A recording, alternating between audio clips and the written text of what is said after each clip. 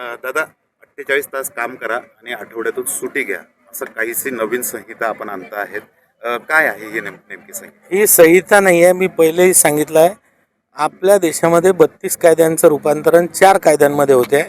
हे 4 नवीन कायदे, हे 4 कोड, हे संहिता आता अस्तित्वात आल्या आहेत आणि याच्यासारखे कायदे राज्याचे बनले पाहिजे. पण यासोबत हे कायदे बनत असताना बऱ्याच गोष्टी अशा आहेत की ज्या जागतिक दर्जावर आपण पाहतो की बऱ्याच देशांमध्ये या पद्धतीनं काम होते. त्या पद्धतीने जर आपल्याही देशात काम झालं तर आपल्या देशातल्या इंडस्ट्रीजला खूप मदत होईल. कामगारांचं पेमेंट वाढेल, कामगारांना आर्थिक मोबदला जास्त मिळेल. या दृष्टीनं असे काही बदल आम्ही याच्यावर विचार करतो आहे. जसं आपण पाहिलं असेल की महिलांना रात्री काम करण्याची मुभा असेल ती दिली गेली पाहिजे. फॅक्टरीमध्ये महिला जिथे काम करते तिथे महिलांना पाळणाघरासहित सगळ्या सुविधा तिथे दिल्या पाहिजे. महिलांना घरी नेण्या आणण्याची व्यवस्था केली पाहिजे. रात्रपाळीत महिलांना सपोर्ट म्हणून तिथे कोणीतरी असलं पाहिजे. सोबतच आपण पाहिलं असेल तर जे आपले हे आहेत इंडस्ट्रीवर जेव्हा खटले दाखल होतात तर ते क्रिमिनल ज्या ह्या होत्या त्या डिक्रिमिनलायझेशन करून त्यांना आपण आर्थिक दंड वाढवून त्यामध्ये थोडीशी हे रिलॅक्सेशन देण्याचा विचारात आहे. अजून फायनल काही नाही. आणि याचसोबत आपण जो काम करण्याच्या वेळेचा मुद्दा मांडला तर ही फ्लेक्झिबिलिटी आहे. आपण काम करण्याच्या तासामध्ये लवचिकता आणणार आहे.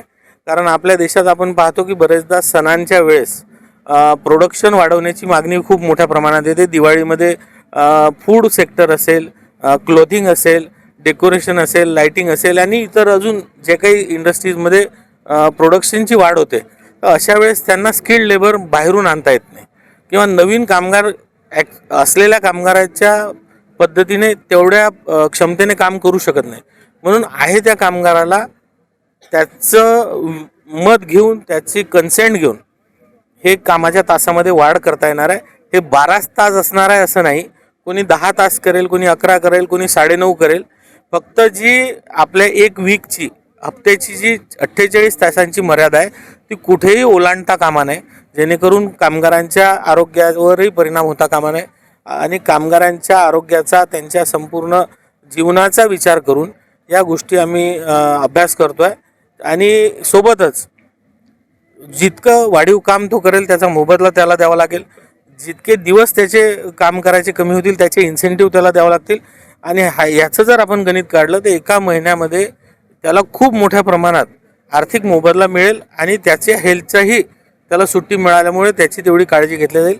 अशा सगळ्या गोष्टींचा विचार केल्यानंतर ही कायदे म्हणजे हे निर्णय अस्तित्वात येतील. त्याचा सध्या अभ्यास चालला आहे आणि या अभ्यासाअंती याच्यावर आम्ही निर्णय करू.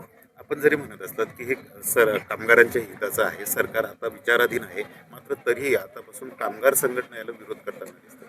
कामगार संघटनांचा 4ही कायद्यांना विरोध नाही आहे. माझी ज्या कामगार संघटनांशी, ज्या प्रमुख कामगार संघटना आहे त्यांच्याशी जेव्हा बोलणं झालं तर त्यामध्ये मुख्य जो कामगार कायदा असेल आणि आपला वेजेस कोड असेल याबद्दल त्या लोकांचं संमती आहे. ते लोक आनंदित आहेत. पण इतर 2 कायद्यांमध्ये सुद्धा त्यांचा पूर्ण विरोध नसून त्यातल्या काही प्रोव्हिजन्सवर त्यांचा आक्षेप आहे. तर निश्चित या आक्षेपांवर केंद्र सरकार लवकरात लवकर तोडगा काढेल आणि त्यात आम्ही मार्ग काढू. ह्या ज्या संहिता आहेत ह्या तर आपण लागू करण्याच्या विचाराधीन आहेत, परंतु मालकाने जर याचं उल्लंघन केलं तर काय कारवाई करतात? ते मी सांगितलं नाही. याच्यामध्ये जोही उल्लंघन करेल त्याला शिक्षा आहे, त्याच्यावर दंड आहेत आणि ते आम्ही निश्चित आकारू आणि त्यांना याच्यातून कोणालाही सोडल्या जाणार नाही.